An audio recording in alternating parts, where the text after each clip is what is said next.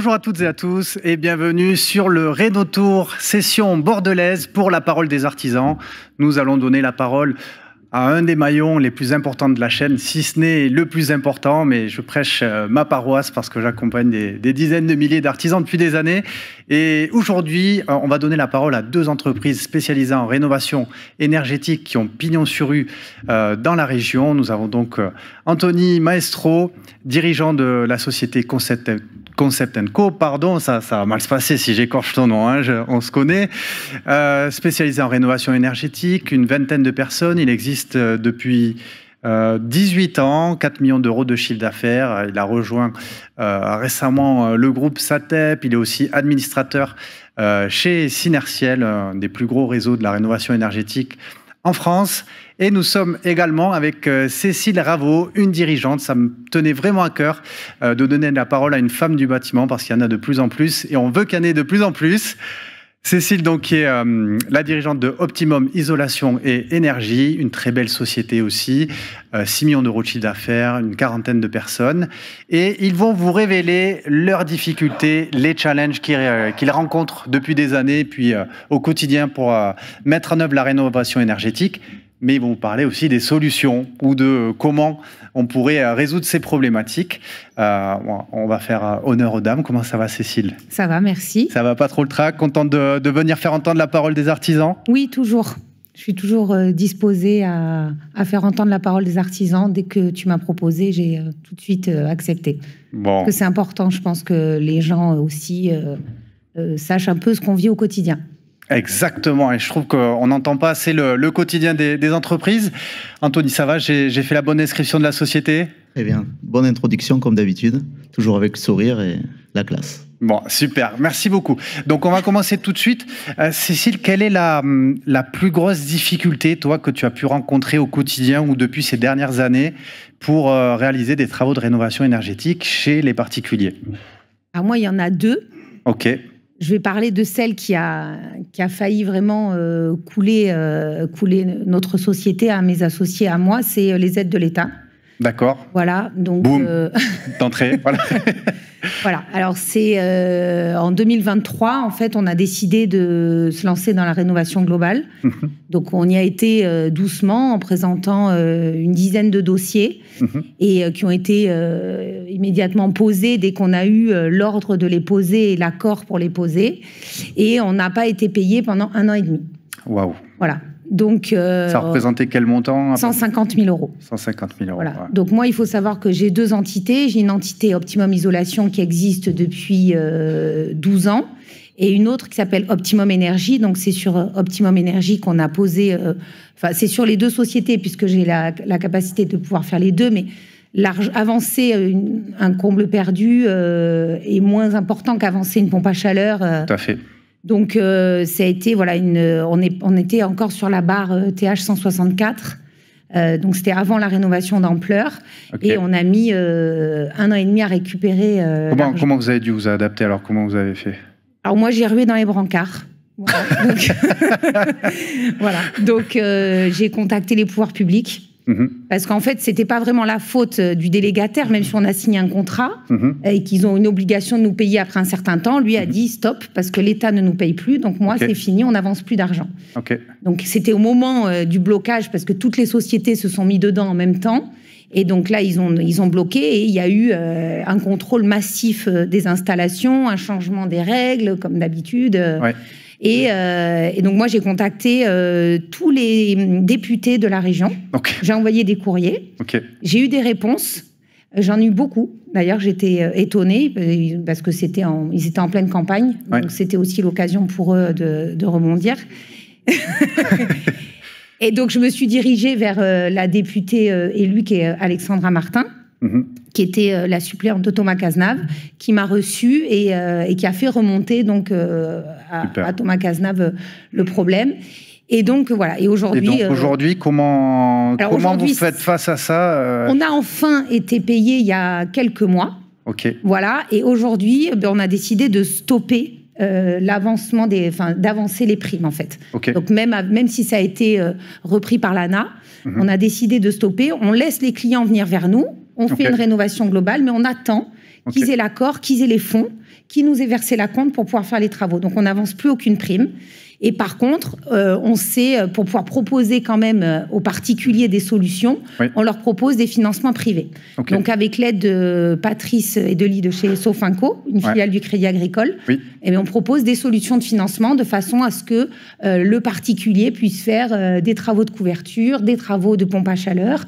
Donc, vous avez dû trouver cette solution pour pallier... Voilà, exactement. Avant, on fonctionnait sans financement, puisqu'on avait l'État qui était là, mais on n'a pas pu compter dessus comme on voulait. Donc, on s'est débrouillé comme toujours, les patrons d'entreprise, voilà, il faut se débrouiller. Exactement. Merci Cécile. Toi Anthony, toi ça va, ça roule, tu n'as rencontré aucune difficulté. Il n'y a pas de problème, il y a toujours des solutions. J'ai quelques difficultés, j'ai 3 sujets. Je peux commencer par un sujet qui me tient à cœur depuis, c'est historique, parce qu'on l'a vu arriver bien assez tôt dans ce monde-là, qui est l'éco-délinquance. Qu'est-ce que c'est l'éco-délinquance? Il y a éco, il y a délinquance.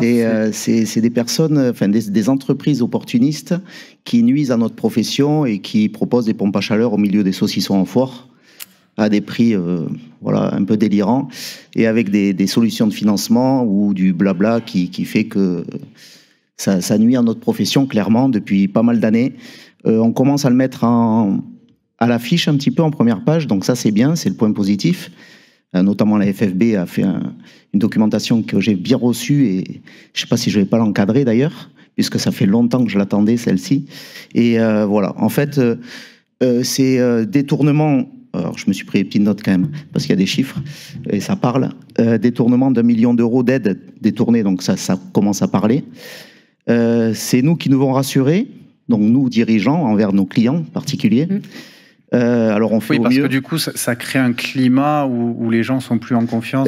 En fait, c'est le frein à main, en fait. C'est-à-dire que nos clients qui ont un doute par les journalistes, par ce qui se dit, ce qui est vrai, on ne peut pas dire le contraire, en fait, ça donne un gros coup de frein et ensuite, les gens n'investissent plus. Ou alors, ils investissent, au lieu de décarboner et installer plus des pompes à chaleur, ils réinstallent des chaudières, ce qu'ils maîtrisent le plus. Voilà. Donc, en fait, c'est le gros sujet du moment et qui nuit beaucoup à notre profession. Comment tu fais donc au quotidien pour rassurer les gens, pour faire face à ça? Alors c'est délicat, c'est une communication, on va dire une stratégie commerciale historique dans l'entreprise où on s'est construit et développé par le service, le conseil, l'accompagnement et le service à nos clients. Ça va beaucoup moins vite dans le développement d'une entreprise, mais après 10 ans, en général, on commence à bien récolter le fruit de notre travail et notre conseil. Voilà, c'est vraiment comme ça qu'on a abordé le sujet. Donc toi, tu leur dis, moi, je serai encore là pour entretenir votre matériel, vous pouvez toujours compter sur moi. Oui, en fait, j'avais noté un truc assez sympa, ça va vous faire sourire, mais c'est pas mal. Ils promettent des rénovations à 1 €, nous, on promet d'être là dans 1 an. C'est ça la vraie valeur. Voilà. Ça parle. Ça parle. Ok. Cécile, d'autres difficultés que toi que tu as pu rencontrer au quotidien? Je voudrais juste rebondir sur quelque chose qu'il a dit quand il a parlé d'éco-délinquants. Parce que c'est vrai, des fois on est un peu brut, on dit toujours que c'est la faute de l'État, c'est un petit peu... Mais c'est justement à cause de ces éco-délinquants que l'État intensifie ses contrôles et c'est ça qui bloque des sociétés sérieuses comme nous, qui avons quand même pignon sur rue, qui existons depuis longtemps, qui avons des bons avis, parce que c'est ça qui rassure les clients aussi. Bien maintenant sur Google, les bons avis, et c'est pour ça que nous, on sera toujours là dans 1 an, dans 2 ans, dans 3 ans. Mais il ne faut pas oublier qu'effectivement, c'est à cause de ces sociétés-là qui sous-traitent, qui sont du fin fond d'une ville, mais ils prêtent des sous-traitants à l'opposé. Vous voyez, donc c'est souvent les éco-délinquants, c'est pas des sociétés locales. Voilà, il faut quand même dire aussi que ces aides, elles sont là et elles étaient bien. Et que c'est à cause des sociétés qui font aussi n'importe quoi que ces contrôles sont intensifiés. Donc et que ça complexifie tout le processus. Voilà, que ça complexifie tout ce processus qui, à la base, était quand même une belle chose. Qui est super vertueux, voilà, tout exactement. à fait. Voilà, donc ça, je tenais quand même à rajouter ça. Et aujourd'hui, moi, l'autre problématique que je rencontre, et je pense que aussi mon collègue doit rencontrer également, c'est les clients, mais à force de toujours avoir peur de l'arnaque, être sans arrêt, avoir des émissions qui disent faites attention, les sociétés de l'amélioration de l'habitat, etc., etc. Oui, parce que ce qu'on voit à la télé, c'est quand ça se passe bien, c'est pas les belles entreprises locales qui apportent des gains énergétiques. C'est ça. On est face à des clients qui sont de plus en plus méfiants, qui sont presque plus au courant que nous, qui sont les professionnels à la place du professionnel.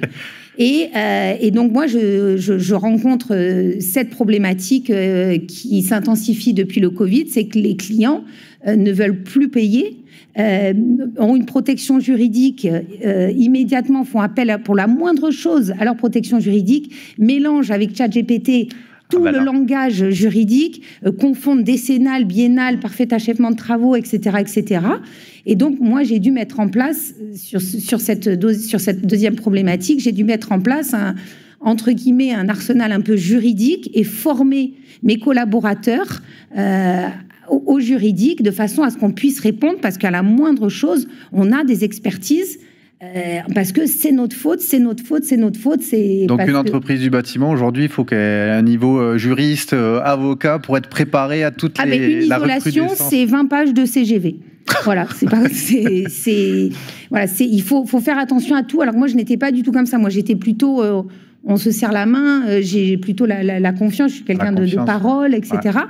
Mais malheureusement, j'ai été amenée à me vraiment cadrer, mais ouais, voilà. Tu t'es fait aider d'organismes par un avocat. Un avocat, en fait, voilà. Et un avocat, j'ai fait une formation juridique de façon à ce que mes secrétaires aient le langage pour pouvoir répondre, à ce qu'on ait des courriers types pour pouvoir répondre, de façon à ce que les litiges se règlent plus facilement. Voilà. Ok.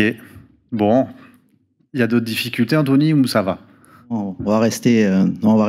J'ai été un peu rapidement sur le coup de frein à main des clients particuliers. Il faut savoir quand même que j'avais noté certaines stats. 60% des Français ne passent pas à l'action. Donc par rapport à tout ce qu'on vient de dire, mais surtout aussi par rapport à la jungle administrative, et c'est loin d'être transparent. Déjà pour les clients, mais encore, moi avec nous, et sachant que nous sommes professionnels et on est censé comprendre un petit peu tout ce qu'il faut mettre en place. Donc j'imagine que c'est pas très très clair. Tant qu'il y aura un flou, pour moi, il y aura une réticence, une prudence des Français. Et du coup, ça nuit du coup à l'économie, à notre métier, et voilà. Et la peur de tout ça. On va faire le test tout à l'heure. On va demander dans la salle qui est-ce qui connaît les dispositifs d'aide sur le bout des doigts pour voir si effectivement c'est clair. Ouais, mais ça change un peu régulièrement. Ça change tous les 3 mois. Moi, j'ai mis dans mon entreprise une veille, voilà, grâce à tout ce qu'on peut recevoir et tout ça. J'ai une assistante qui veille un petit peu sur toutes les nouvelles actualités, mais c'est presque du temps plein. Bon, il y a un point qui est au moins super simple dans le bâtiment, c'est le recrutement. Ça va?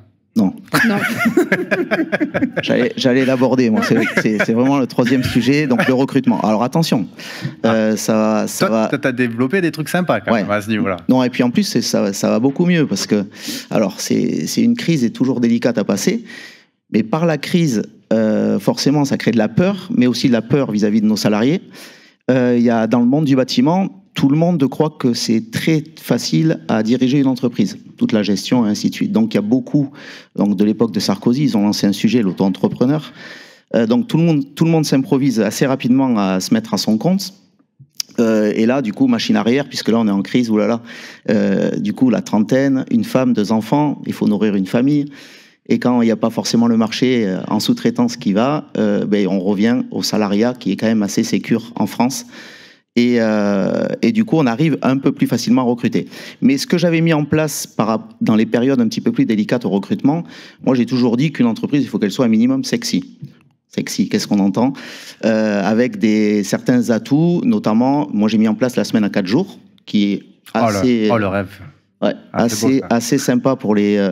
Alors, je suis revenu un petit peu en arrière, moitié. Ouais, parce que bon, après d'avoir personne le vendredi, c'est un petit peu délicat. Donc en fait, j'ai fait tous les 15 jours, j'ai fait une semaine à 4 jours, une semaine à 5 jours. Donc en fait, ça veut dire qu'une semaine sur 2, ils ont un week-end à 3 jours. Et pour allier la vie perso et la vie pro, je trouve que c'est vraiment d'actualité dans les nouvelles générations à venir. Ça plaît énormément et c'est vraiment un atout pour le recrutement. C'est innovant, on voit ça dans les stars. Moi, je suis dans le monde des startups, c'est vrai qu'on le voit beaucoup et je trouve ça beau de voir que les entreprises du bâtiment aujourd'hui se repensent complètement, mettent en place ce genre de choses. Toi, Cécile, tu as dû trouver des astuces aussi pour arriver à recruter, à attirer, à conserver les talents? Alors nous, on a emménagé dans des nouveaux locaux il y a 3 ans. On a fait une salle de sport. Ah, c'est bien ça aussi. Voilà, on a fait aménager une belle cuisine pour qu'ils puissent se retrouver pour déjeuner, préparer les repas. On a mis un baby-foot. On veut essayer de créer de la cohésion d'équipe. Souvent, on se réunit pour des apéritifs, pour discuter. Et aussi, on est très à l'écoute des salariés. Alors, effectivement, quand les gens qu'on recrute viennent dans le bureau, ils se sentent, je pense, rassurés aussi par le fait de la présence sur la visibilité sur la rocade. Quand ils rentrent dans le bureau, ils se disent bon, mais cette société-là, quand même, ça a l'air solide. Mais effectivement, je rencontre quand même une problématique. Ça va un petit peu mieux, je trouve, depuis quelques mois, effectivement. Mais on a été massacrés par les auto-entrepreneurs. Il faut du travail maintenant. Voilà. Et les auto-entrepreneurs, ils ont besoin d'acheter des maisons. Et effectivement, et donc les banques refusent forcément les crédits pour les auto-entrepreneurs. Donc on a de plus en plus quand même. C'est un peu mieux. C'est pas encore ça. Il y en a encore qui viennent pas. On a 1 sur 2 qui vient pas aux entretiens. Voilà. Mais c'est mieux. C'est mieux là-dessus quand même. Je pense que c'est mieux aussi parce que vous êtes la preuve que le secteur du BTP est en train de bouger, que les entreprises se repensent, évolue sous l'impulsion de dirigeants comme vous. Donc, vraiment, bravo pour tout ce que vous faites. J'ai envie de vous donner la parole à chacun pour le mot de la fin, pour vous dire comment vous voyez l'avenir par rapport à la rénovation énergétique et pour vos entreprises. Moi qui commence. Vas-y. Honneur aux dames, normalement. J'ai commencé. Je me serais inspiré. Non, moi, l'avenir, je pense qu'on a vécu, on est à l'océan Atlantique, hein, on parlait de vagues.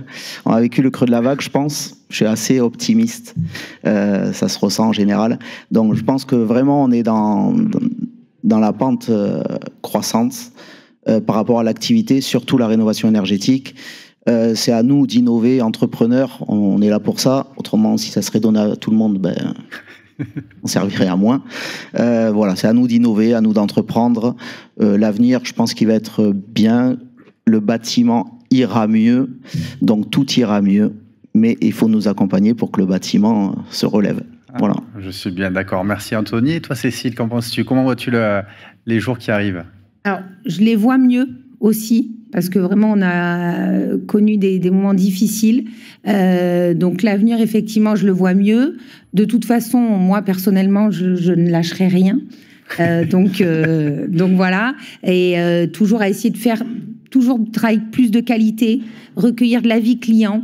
Voilà, c'est surtout montrer qu'on fait du bon boulot et que les clients autour de nous sont contents parce que c'est ce qui compte. Récolter du parrainage, toujours du bon bouche à oreille. Et puis voilà, effectivement, quand le bâtiment va, tout va. Donc normalement, ça devrait aller mieux dans les années à venir. Ça devrait aller mieux, surtout grâce à des entrepreneurs comme vous. Je pense qu'on peut les applaudir pour leur intervention. Merci. Merci. Merci, bravo. Et puis, vous qui nous regardez sur YouTube, pensez à commenter, à les féliciter aussi. Et je vous dis donc à très bientôt et à la suite du Réno Tour.